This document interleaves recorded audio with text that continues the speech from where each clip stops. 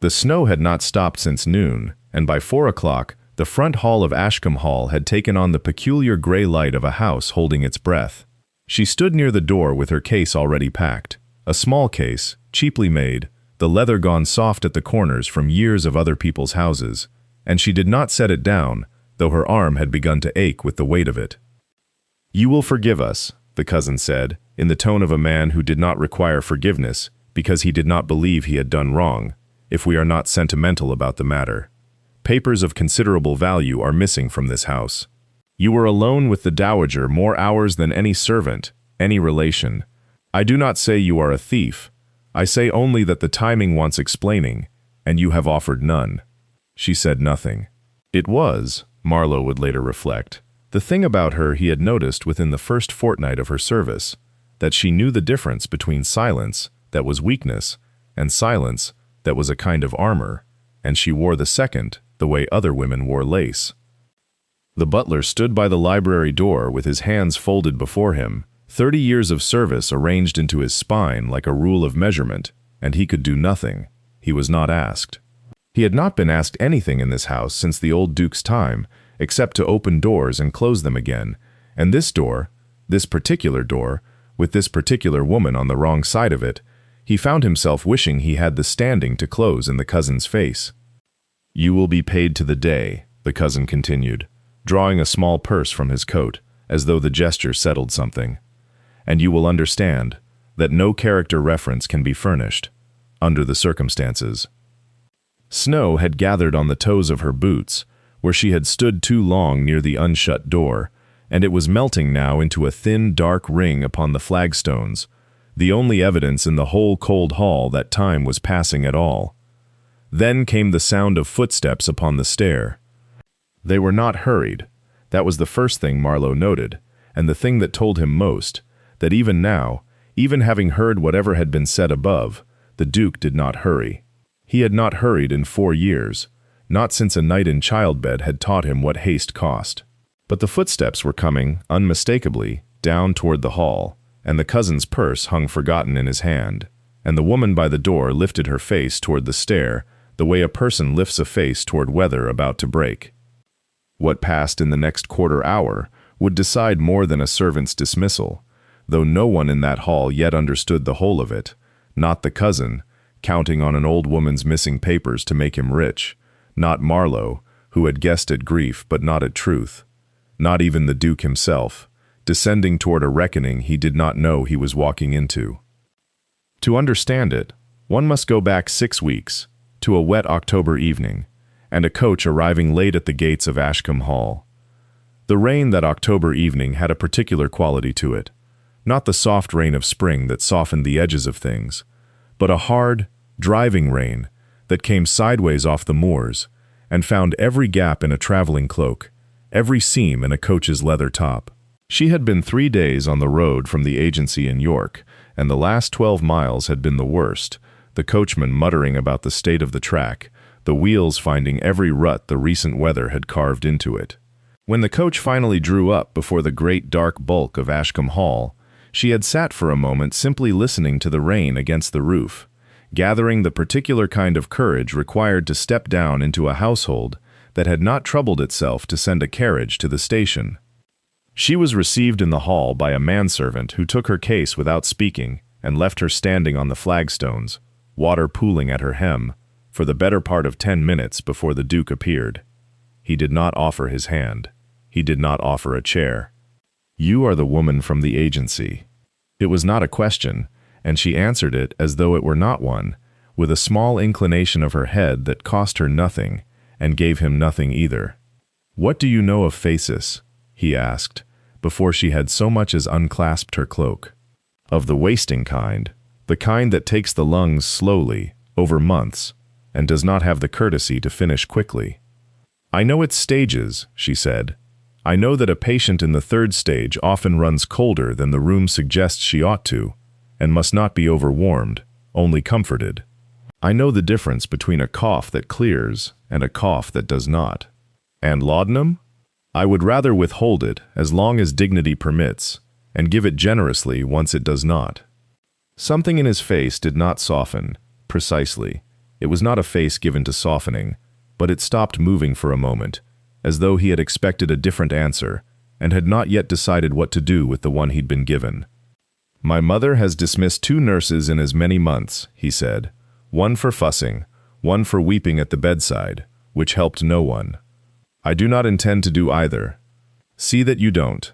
He turned then, already withdrawing into whatever business had occupied him before her arrival, and paused only long enough to add, without looking back, "Marlowe will show you the room. She keeps early hours and later tempers.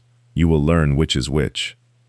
And that was the whole of her welcome. No fire offered, no supper mentioned, only the sound of his footsteps receding down a corridor she had not yet learned to navigate, and the rain still coming hard against the windows, and somewhere above her, unseen, the woman she had been sent to keep from dying too much alone.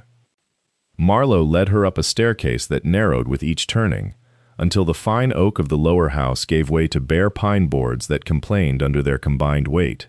The room he showed her at the top was small and honest, a cot, a washstand, a single window through which the storm pressed its gray face, and cold in the particular way of rooms too far from any hearth to benefit from one. She set her case at the foot of the bed and did not, at first, remove her cloak. She had grown used to cold rooms. Her father had raised her in a succession of them, following his surveying work from one half-finished road to another, and she had learned early that composure was a kind of furniture. One could arrange it around oneself regardless of what the room itself provided. He had died on such a road, 11 years past, when a cart of stone had come loose on an incline. He himself had measured and pronounced sound. There had been no money after, only his good name, and her own steady hands, and she had turned the second into a living, because the first could not be eaten. 6 years of sick rooms had followed, in houses grander than this one, and meaner than this one, and she had learned the exact temperature at which grief curdled into duty, and how to keep her face on the correct side of that line. She did not unpack fully. Experience had taught her not to, in the first days of a new engagement, a lesson she had absorbed without ever articulating it, the way one absorbs which stairs creak. She was taken to the dowager's chamber before supper, though there proved to be no supper, only bread and cold mutton left on a tray, as though hospitality here were a duty discharged, rather than an instinct followed. The room smelled of camphor first, and beneath it, fainter, of old roses, some sachet long since gone to dust in a drawer, its scent outlasting whatever hand had placed it there. The dowager sat propped against a bank of pillows, thinner than the bed linen suggested a living woman ought to be, her hands folded with the deliberate stillness of someone conserving every motion for later use. The eyes, when they turned to her, were not dimmed by illness in the least. "So," the dowager said, in a voice that cost her something to produce, and did not apologize for the cost, "you are the one who did not weep in the hall." Her mouth moved, not quite a smile. "We shall see how long that lasts." She met the old woman's gaze without flinching, and said nothing, which seemed answer enough. Outside, the storm continued its long argument with the windows, and somewhere below, she thought she heard, faintly, the closing of a door. The broth arrived at 9, carried up by a maid who set it down with the wariness of someone delivering rations to a difficult prisoner. The dowager regarded the bowl for a long moment before she lifted the spoon, and then, with a motion too precise to be accident, tipped it sideways across the counterpane. "How clumsy of me," she said, and did not look clumsy at all. The nurse said nothing. She rang for fresh linen, stripped the counterpane herself, rather than waiting for the maid to be summoned twice in one night, and when the second bowl came, she set it on the nightstand and stepped back to wait. The dowager took the spoon, held the nurse's eye, and let this bowl fall as well, more broth than counterpane this time, a thin trail of it reaching the edge of the mattress, and beginning, unhurried, to drip. "You will want to fetch a third," the dowager said. "I imagined I might," the nurse answered, and went. There was no third spilling. The dowager ate the broth slowly, in small, controlled sips, watching the nurse change the linen a second time with the same unbothered economy of motion she had shown the first, folding the soiled cloth rather than bundling it, setting the basin where it would not be knocked again. No sigh escaped her. No martyred glance toward the window, No muttered word to the maid loitering in the doorway. When it was done, she drew the chair nearer the bed without being asked, and took up the mending basket left untouched since morning, as though the evening had not been spent in testing, but in simple service, unremarkable, already half forgotten. The dowager watched her thread a needle by candlelight. "You did not curse me," she said. It was not quite a question. "I have cursed people, your grace. Not aloud, and not for broth." Something moved behind the old woman's eyes. Not quite approval, something colder and more searching than that, an assessment continuing beneath the surface of ordinary talk. She was quiet long enough that the nurse thought the subject closed, the candle guttering once in a draught that found its way beneath the door. "Tell me," the dowager said at last, in the idle tone of a woman remarking on weather, "have you ever kept a secret that cost you something to keep?" The nurse's needle did not pause, though something in her stilled, that had nothing to do with her hands. She thought of her father's ledgers, of a debt he had hidden from her mother until the debt outlived him. She thought of smaller things too small to name. "Once," she said, "perhaps twice." "And did it ruin you, the keeping of it?" "No," she said, "though it might have, had I been less careful or less fortunate." The dowager nodded slowly, as though some private calculation had resolved itself, and turned her face toward the window, where the snow had begun in earnest against the black glass, and said nothing further that night, though the question seemed to hang in the room long after the candle was finally allowed to gutter out. Morning brought no thaw, only a harder light off the snow that had gathered in the night, and it was in this light that the Duke's sister found the nurse in the still room, sorting dried lavender into muslin for the dowager's linens. The girl, for she was scarcely more than that, though she wore her resentment like a woman twice her age, stood in the doorway with her arms folded, watching the nurse's hands work before she spoke. "You have made yourself very comfortable here," she said. The nurse did not look up. "I have made myself useful, madam. I hope there is a difference." There is always a difference, in the mouths of women who wish to stay somewhere they were not born to. The sister came further into the room, touching the rim of a copper basin with one gloved finger, as though testing it for dust. "My mother has taken a fondness for you. She does that. She took a fondness for the last companion, too, before she found her reading his lordship's letters. I have read nothing that was not given to me to read." "No," the sister agreed, with the air of one conceding a small point in a larger argument she meant still to win. "You are careful. I will allow you that." She was silent a moment, and when she spoke again, her voice had lost some of its brittleness, though none of its bitterness. "Do you know why my brother does not smile, nurse? Why he has not in 4 years entered a nursery or held an infant at a christening, though half the county has offered him the honor?" The nurse set down the muslin. "His wife died bearing a child who did not live a day longer than she did," the sister said. "I was 16. I remember the surgeon coming down the stairs and saying nothing, only wiping his hands on a cloth that was already ruined, and my brother standing at the bottom of those stairs like a man who had been told the wrong story and was waiting for someone to correct it." She looked at the basin rather than at the nurse. "He has not embraced our mother since. Not once. He writes to her.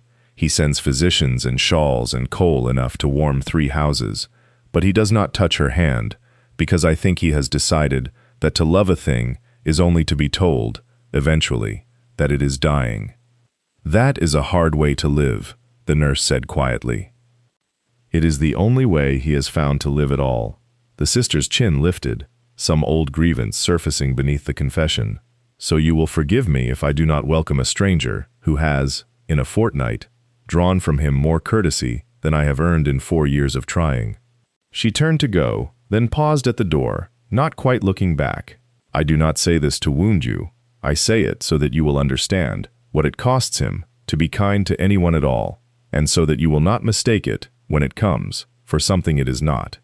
The fever came 3 nights later, in the hour when the house was at its most defenseless. Past midnight, the fires burned low, the corridors given over to the small sounds of settling wood and wind testing the windows. The nurse woke to it, the way she woke to everything now, not by any bell, but by an instinct grown sharp in a fortnight of listening, a wrongness in the quality of the silence from the next room. she found the dowager burning. The skin at her throat was dry as paper and hot enough to alarm, the breath coming shallow and quick, and when the nurse pressed 2 fingers beneath her jaw, the pulse ran fast and thin as a hare's. The physician, summoned from the village through snow that had begun again in earnest, arrived past 2 with his bag and his certainties. He proposed bleeding, as the season and his training recommended, and a dose of laudanum sufficient to still her restlessness. "She has not the blood to spare," the nurse said, "and if you quiet her breathing further with the drops, she will not wake to complain of it." He informed her, not unkindly, that he had practiced medicine for 22 years. "Then you will know," she answered, "that a fever this high, in a chest this weak, wants cooling and patience before it wants cutting." She did not raise her voice. She simply did not move from the basin she had already begun to fill, cloths wrung and laid against the wrists, the throat, the soles of the feet, changed and changed again through the black hours, while the physician stood, offended, and eventually left with his bag unopened, muttering that he would not answer for what followed. What followed was work, plain, unglamorous, endless, cloths wrung in water gone from cool to lukewarm and back to the basin, the window cracked despite the cold because the dowager breathed easier with air moving over her, small spoonfuls of barley water coaxed between cracked lips every half hour by the clock. Marlowe came at 4 with more coal and stood a long moment in the doorway, watching the nurse work with the unhurried competence of someone who had done this before and expected to do it again, and said nothing, though he did not leave. He sat in the passage chair until dawn, as if standing guard over the sound of it. By first light, the fever had broken. The dowager slept, damp and diminished but breathing easily, and the nurse sat back on her heels with the particular exhaustion of a battle merely postponed. It was the Duke who found her there. He had come, she understood later, the moment word reached him that the physician had been sent away and not recalled, expecting, she supposed, to find ruin. He stood in the doorway a long moment, taking in the basin, the cloths, his mother's easy breath, the nurse's face gray with the night's work, and said only, "You defied his orders." "I did." He looked at his mother a moment longer than he looked at her. "Good," he said, and went out again, before either of them could make more of it than that. That single word remained with her longer than it ought to have done. "Good," said, as though duty and gratitude were the same coin spent from the same thin purse. She thought of it while she slept in snatches through the following day, and thought of it still, when, past 10 that evening, with the dowager settled and Marlowe gone to his own rest at last, she came down to bank the sick-room fire and found the Duke already there, seated in the chair his mother's butler had kept through the night, looking into the coals as though they might account for themselves. He did not rise. He gestured, instead, to the chair opposite, a small thing, but she understood its cost, for he was not a man who invited company lightly, and she took it with the caution of one accepting a truce she did not yet trust. For a while neither spoke. The fire settled. Somewhere above, a floorboard eased under the weight of the house's long age. "She was strong once," he said at last, not looking at her. "Before my father died, I remember her laughing." He said it the way a man reports weather in a country he no longer visits. I do not remember when she stopped. She thought of the dowager's sharp tongue, her unbending spine even in illness, and understood he was describing a different woman than the one she had come to know, or perhaps the same woman, folded smaller by years the nurse had not lived through. "Grief changes the shape of a house," she said, carefully. "It does not always show itself as sorrow." He looked at her then, and something in his face, not softness, she would not have called it softness, but a lowering of some habitual guard, suggested she had named a thing he recognized in himself, and had not expected a servant to name for him. "You think me cold," he said. It was not quite a question. "I think you rationed," she answered, before she could measure the wisdom of it. A man may spend his whole allowance of feeling on one loss, and believe himself bankrupt for the rest of his life. He was silent long enough that she feared she had overstepped past any forgiveness his gratitude might extend, but he only turned back to the fire and said, low, as though the words cost him something in the counting, My wife died 4 years ago this month. I have not said her name aloud since. He did not say it now either. She did not ask him to. It was enough, she thought, that he had let the sentence stand unfinished before her, the way a man might set down a weight he could not yet name, only to see whether it would be safe upon the ground. It was the following evening, when the wind had shifted to come hard out of the north and rattle the casements like a hand demanding entry, that the dowager asked her to bring the cedar chest from beneath the window seat. She had grown weaker in the fortnight since the frost first silvered the lawns, not suddenly, but the way a tide goes out, each small retreat looking like the last, until the next proved it was not. Her breath now came in a thin, deliberate rhythm, as though she counted each one and rationed it, the way her son rationed other things. But her eyes, when the nurse knelt and drew the chest across the floorboards, were as clear and quick as they had been on the first afternoon, when she had asked whether the nurse feared her, and had seemed almost disappointed by the honest answer. "There," the dowager said, when the lid was lifted, and the smell of cedar and lavender rose between them, beneath the linens. "Mind you do not crush it."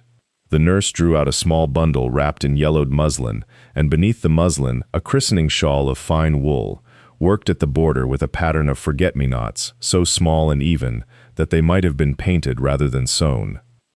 "I made that," the dowager said, "the winter before he was born. Sat by that very window with my needle until my fingers bled, because I would not have it be careless. Everything else in this house was chosen for me. The silver, the drapery, the marriage itself. That shawl is the only truth I ever sewed with my own hands." The nurse turned it over gently, feeling the weight of the wool, the slight, curious stiffness along one seam of the hem, as though something had been pressed flat beneath the stitching long ago, and never disturbed. "A truth, your grace?" The dowager's mouth curved, not quite a smile. "You will forgive an old woman her riddles. I have kept this one so long, I no longer know how to hand it over plainly." She turned her face toward the window, where the snow had begun, fine and silent, sifting past the glass. "There are things a woman sews into cloth because she dares not say them aloud, and things she says aloud because she dares not write them down. I have done both, in my time. You will understand before I am done with you. I think you are the sort who understands things before she has told them outright, which is why I have not sent you away, as I sent the others." She did not say more that night. She only asked that the shawl be returned to the chest, and the chest to its place beneath the window, and lay watching the snow with an attention the nurse had not seen in her before, as though she were counting something out there in the dark, some old sum she had carried 35 years and meant, before the reckoning came, at last to close.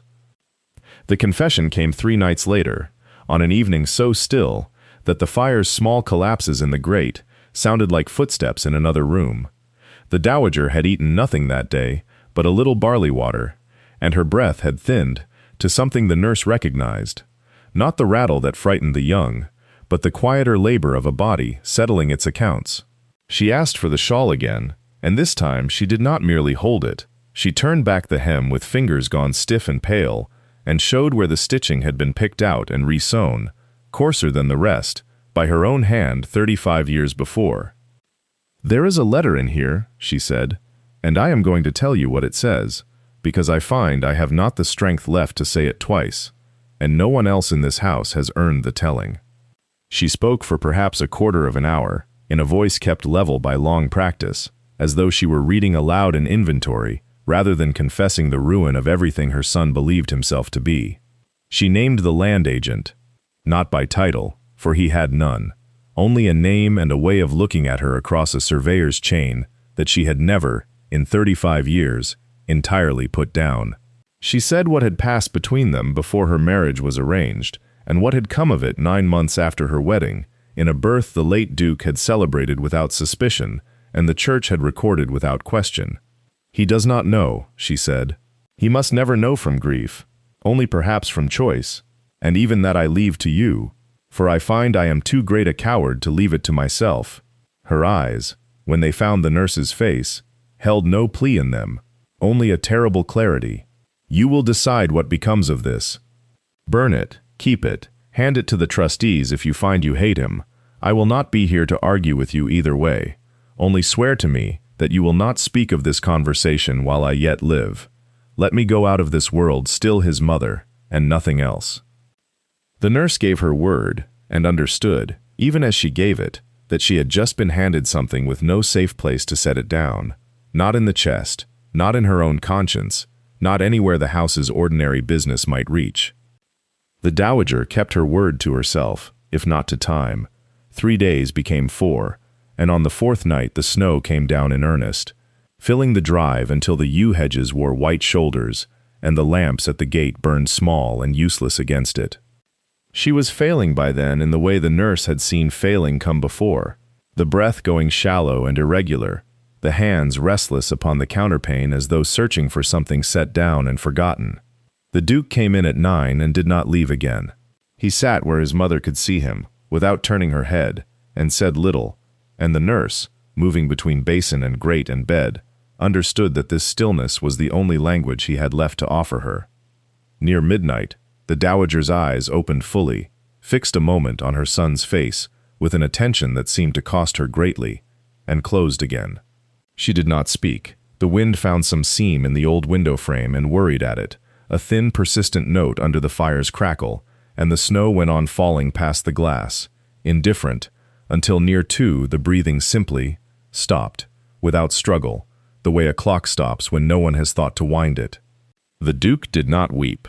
He sat with her hand a long while, and the nurse stood back near the cold hearth, and let him have that, and did not think, in that hour, of shawls or chests or letters at all. It was 2 days later, with the road still impassable and the household moving through its grief in the muffled, careful way of people afraid to make noise in a church, that the cousin arrived on borrowed horses, snow to his boot tops, speaking of inventories and estate papers with the brisk regret of a man performing an unpleasant duty he privately relishes. He had the dowager's rooms opened before the week was out, drawers were catalogued, jewel cases counted, correspondence gathered into boxes with a clerk's indifferent thoroughness. The cedar chest was among them. It was Marlowe who came to the nurse afterward, his face schooled into its habitual calm and failing at it for once, to say that the chest had been found and searched, and that the christening shawl kept within it, the one the old woman had shown the nurse with such care, the one into whose hem something had once been sewn, was no longer there at all. She said nothing to this, and Marlowe, watching her face for the surprise a innocent woman might show, saw instead a stillness that he mistook, in his kindness, for shock. It was not shock. She had known where the shawl's secret had gone since the night the old woman died, for she had gone to the nursery herself, past midnight, while the household slept its exhausted grief sleep, and the snow came down without pause against the black windows, and she had knelt at the cold grate and built a small fire with her own hands, feeding coal she had carried up in her apron, and when the flames had caught properly, she had drawn the folded letter from where she had kept it, since the dowager pressed it upon her. 35 years of ink, a hand long since gone to dust, a truth that could unmake a man's whole life, and she had put it into the fire, and watched it curl and blacken and go, page by page, until there was nothing but the smell of old paper and the ordinary tick of the clock. She had not wept. She had told herself she would examine what she had done later, in daylight, when there was time to be frightened of it. There had not, in 6 weeks since, been such a time. Now there was only the cousin's clerk asking, with the particular patience of a man who suspects and enjoys suspecting, whether she recalled the shawl's whereabouts, whether she had been alone with the dowager's effects, whether it was not curious that a nurse hired for wages should have access to family papers at all. She answered plainly, because plain answers were the only ones she had, and because a lie would have required an invention she had not prepared and did not wish to give. She had not taken anything for gain. She could not say what had become of the shawl. Both were true, in the narrow, exact way that court testimony is true, and both left her looking, to men predisposed to see it, precisely like a woman concealing a theft. The trustees conferred in the library with the door shut, and word came down through Marlowe, gray-faced, that the nurse's wages would be settled, and her position at Ashcombe Hall concluded by morning, that a carriage would be arranged, weather permitting, and that in the meantime her packing might commence, quietly, without fuss, as though quiet and fuss were not the very things a dismissal of this kind was designed to produce in a woman with nowhere else to go. So she had packed, that morning of snow and settled wages, exactly as the reader has already seen her packing. The case closed on its 2 dresses and her father's chain, the cloak drawn close against a hall grown colder than any hearth in it could warm. This is the doorway she has already stood in. This is the cousin already speaking, his voice pitched for an audience of servants pretending not to listen, telling her the carriage waited, that gratitude was not owed where suspicion had been earned. This is the moment the footsteps come. They came down the great stair unhurried, and yet the hall seemed to draw its breath in around them. The cousin turned first, some prepared sentence dying unfinished on his mouth. The Duke did not raise his voice. He rarely needed to. "That will do," he said, and it was enough that the cousin's mouth closed entirely and did not open again. He did not ask her, then, what had become of the shawl. He had watched her these 6 weeks, had seen what she gave the house and what the house had cost her in return, and some accounting had evidently completed itself in him without her assistance, arriving at a sum whose particulars he did not require. He knew she had guarded something. He did not know all she had burned to keep it guarded, nor would he ever entirely, and this too she would let stand. "You are not leaving," he said, "unless you wish it." It was not gently said, not at first. Old habits of command do not soften in a sentence. But there was something beneath the words that had not been there in October, something that had been worn into shape the way a stone step is worn by a single foot crossing it every day for years. "I am asking you to stay," he said, "not in my mother's service, in mine." Marlowe, by the library door, discovered a great interest in the state of the sconces. She set down the case. What passed between them afterward, the household never fully reconstructed, nor tried very hard to. The shawl's absence went unremarked in the end, filed away among the small mysteries a great house accumulates and declines to solve. The marriage that followed, some months later, was spoken of by the neighborhood as sensible, given the circumstances, though few could have said what circumstances they meant. Only Marlowe, grown old in that house, would sometimes observe, to no one in particular, polishing plate that did not need it, that some debts are paid not in coin but in silence, and that a woman who has once chosen silence for love's sake will keep it, gladly, for the whole of her life.